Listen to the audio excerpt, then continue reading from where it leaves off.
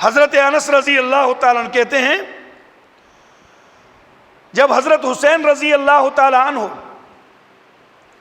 میدان کربلا میں چلے گئے، جب ابن زیاد ملعون کو پتہ چلا کہ حسین آ رہے ہیں، کوفی غداروں نے خط لکھا، یہ وہاں پہنچ گئے،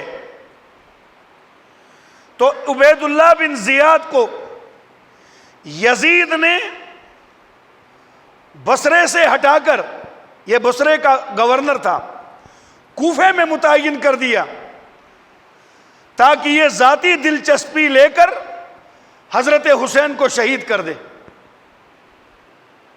کہتے جی یزید نے تو قتل نہیں کیا، یزید نے اسباب جو متعین کیے، یزید بدبخت نے جتنے اسباب مہیا کیے، حضرت حسین رضی اللہ تعالی عنہ کو جب کربلا میں آئے، لڑائی ہوئی، حسین رضی اللہ تعالی عنہ کا سر اس ظالم نے سنان ابن انس نخعی، اس ملعون نے حضرت حسین کے سر پر حملہ کر دیا۔ نواسہ رسول کا وہ حسین سر تن سے جدا ہو گیا۔ اور آپ کو ایک بات بتاؤں، حضرت حسین رضی اللہ تعالی عنہ کا سر اٹھا کر نیزے کے ساتھ لگا کے ان بدبختوں نے ابن زیاد کے سامنے لا کر رکھ دیا۔ جب ابن زیاد کے سامنے نبی کے اس حسین نوازے کا سر رکھ دیا تو حضرت انس رضی اللہ تعالیٰ عنہ کہتے ہیں اتیا عبداللہ ابن زیاد براس الحسین، حضرت حسین کا سر مبارک جب ابن زیاد کے سامنے رکھا، فجعل فی طست، ایک تھال میں ڈال کر حسین کا سر رکھا، فجعل ینکت وقال فی حسنہ شیئا، یہ بدبخت اپنی سوٹی لے کر حضرت حسین کی ناک میں ڈالتا اور یوں کرتا، اور یہ بدبخت ساتھ ساتھ وقال فی حسنہ شیئا، تنزیہ طور پر، مذاقیہ طور پر اپنے ساتھیوں کو کہتا تھا بڑا خوبصورت ہے، ہاں یہ ہے وہ خوبصورت نوجوان، یہ ہے وہ خوبصورت نوجوان جو مانتا نہیں تھا، ابھی اس کا سر لایا گیا، بڑا خوبصورت۔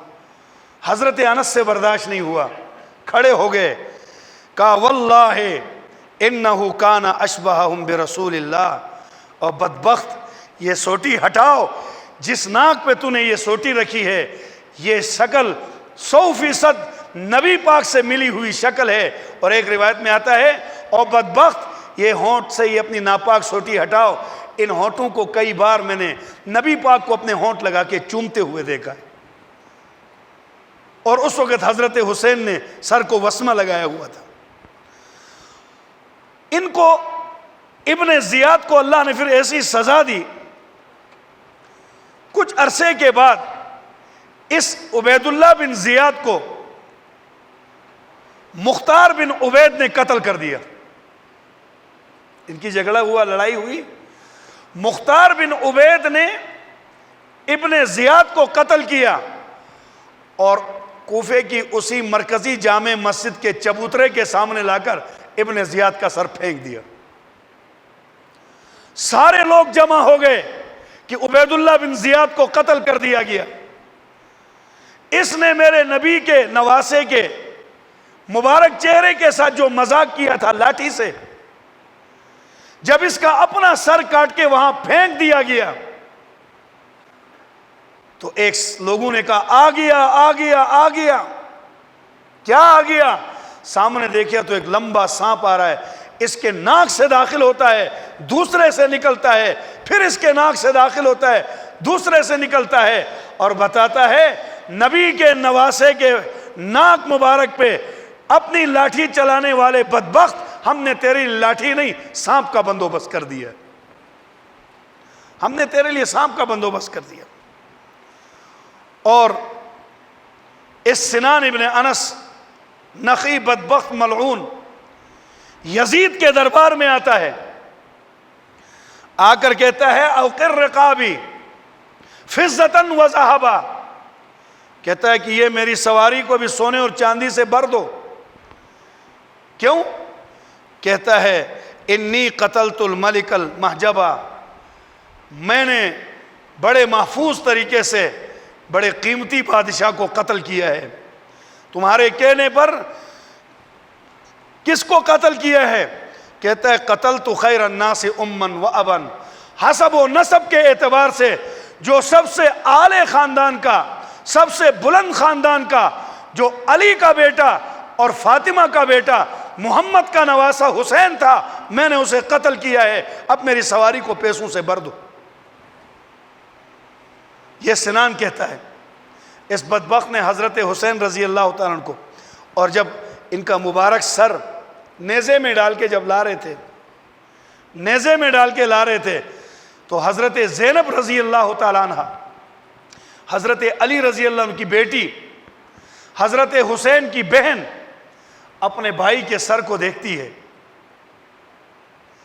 کہ آج میدان کربلا میں اس بدبخت نے نبی کے گھرانے کی ان بیٹیوں کو، جن کو خالی سر کبھی آسمان نے بھی نہیں دیکھا تھا، آج ان کے سروں سے چادریں اتری ہوئی ہیں۔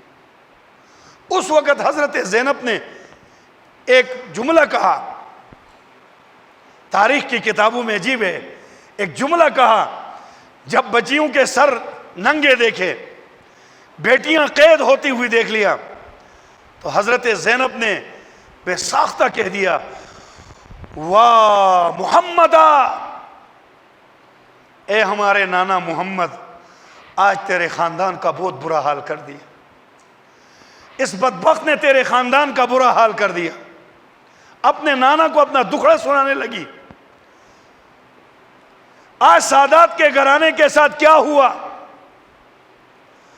اور بے ساختہ اس کے منہ سے نکلتا ہے واہ محمدہ، اے روزے پہ آرام کرنے والے نانا جی، اپنی نواسیوں کو دیکھ لو، سروں سے دوپٹے اتار دیے گئے۔ پھر اپنے اس نواسے کو دیکھو جس کو پیار سے آپ ایسے چومتے تھے جیسے عرب کے لوگ کھجور کی گٹھلیاں چوسا کرتی تھی، آج اپنے اس نواسے کو دیکھیں کیسا منظر ہوگا۔ اور اس کے زبان سے ایک جملہ نکلا، ہذا حسین بالعرا مزمل الدماء مقطع الاعضاء بناتک الصبایا، اے میرے نانا جی، آج تیرے نواسے حسین کی بارات کو دیکھ لو، گوشت کی بوٹیاں بنا کر پھولوں کی پتیوں کی بجائے گوشت کے ٹکڑوں کے ہار بنا دیے گئے ہیں، سر پہ سیرا رکھنے کی بجائے حسین کے سر کو خود نیزے پہ کھڑا کیا ہوا ہے۔ چیخ مار کر وہ کہنے لگی۔ اتنے میں ایک بدبخت آیا، اس نے آ کر کہا حسین کو تلوار ماری ہے۔ سنان جیسے بدبخت حسین کے بیٹے زین العابدین کے پاس آ کر رونے لگے اور رونے لگے، ہائے حسین۔ تو زین العابدین کہتے ہیں روتے کیوں ہو؟ کہا ہمارے حسین کو مار دیا۔ زین العابدین، یہ میں اپنی کتاب سے نہیں پڑھ رہا، شیعہ برادری خطبات زینب اٹھا کر دیکھ لے، تمہاری کتابوں میں یہ خطبہ موجود ہے۔ جب وہ رو پڑا تو حضرت زینب نے، زین العابدین نے کہا تو میرے بابا کی شہادت پہ روتا ہے؟ تو پھر یہ بتا، اگر تو بھی رونے والا ہے تو میرے بابا کو مارا کس نے؟ قاتل کی پہچان بتا دی کہ لوگوں دھوکے میں نہ آنا، میرے بابا کا قاتل اتنا شاطر ہے، یہ ہمیشہ روتا ہوا آئے گا۔ اللہ آج تک رلا رہا ہے۔ ہم الحمدللہ قتل حسین پر آج رو نہیں رہے، کیوں؟ ہمارا دامن اس سے صاف ہے۔ بولو الحمدللہ۔ اہل سنت کا دامن صاف ہے، اس لیے ہم نہیں روتے۔ حسین کے بیٹے نے کہہ دیا تھا اگر میرے بابا پہ تم رونے والے ہو تو میرے بابا کو شہید کس نے کیا ہے؟ خود ہی مار کے خود ہی روتے ہو. یہ تو دنیا کا اصول ہے. حضرت یوسف کو کنویں میں پھینکا بھائیوں نے خود, اور باپ کے پاس روتے ہوئے آئے کہ جی اسے بیڑیا کھا گیا ہے. اور تمہارے جیسے بیڑیوں کے ہوتے ہوئے اور بیڑیے کی ضرورت کیا تھی؟ اور بڑا اچھا پی ایچ ڈی کیا ہوا بیڑیا تھا, کرتے کے اوپر ایک داغ بھی نہیں ہے, اور بیٹے کو سارا ثابت نکل گیا. جب بیٹے زین العابدین سے فارغ ہو کر تھوڑے آگے گئے, آخری خطبہ سنیں. حضرت زینب نے ایک دعا دی, اچھا تم نے میرے بابا کو نہیں مارا ہے؟ بڑے مخلص ہوئے ہیں. علی کی بیٹی, حسین کی بہن, نبی کی نواسی زینب آسمان کی طرف منہ اٹھا کے کہتی ہے اللہ تیرے نبی کی نواسی ایک دعا کرتی ہے, اسے قبول کر. کیا؟ اللہ جن ہاتھوں نے میرے بھائی کو مارا ہے, اللہ جن ہاتھوں نے میرے بھائی کو مارا ہے, قیامت کی صبح تک ان کی نسلوں کو اپنے ہی ہاتھوں سے پٹواتے رکھنا. یہ خطبہ میں پڑھ رہا ہوں خطبات زینب سے. اللہ قیامت تک ان کے اپنے ہاتھوں اپنے آپ کو پیٹتے رہیں. آج دیکھو کن کی نسلیں پیٹ رہی ہیں, صحابہ کے دشمنوں کو, آل بیت کے دشمنوں کو اللہ آج تک پٹوا رہا ہے, اور انشاءاللہ قیامت تک پٹواتا رہے گا. یہ عبادت نہیں, یہ میرے رب کی سزا ہے. اللہ اس سزا میں اور انہیں ترقی عطا فرما دے. صرف ہمارا اتنا مطالبہ ہے اس سزا کے لیے ان کے لیے جگہ متعین کرے کہ یہاں بیٹھ کر مارتے رہو. اور اللہ نے بھی عجیب انتظام کیے, باہر نہیں آنا ہے, پولیس ساری فوج ساری نگرانی میں. یا اللہ اتنی پولیس کیوں؟ کہیں کوئی بھاگ نہ جائے, پولیس کی نگرانی میں ان کو پٹوا رہا ہے. اللہ خوب پیٹو, خوب پیٹو. اللہ پاک مجھے آپ کو صحابہ کرام کی سچی محبت عقیدت نصیب فرما دے. حضرات آل بیت کرام اعظام کی اللہ محبت نصیب فرما دے. حضرات صحابہ کرام کے نقش قدم پر چلنے کی توفیق عطا فرما دے. وآخر دعوانا ان الحمدللہ رب العالمین.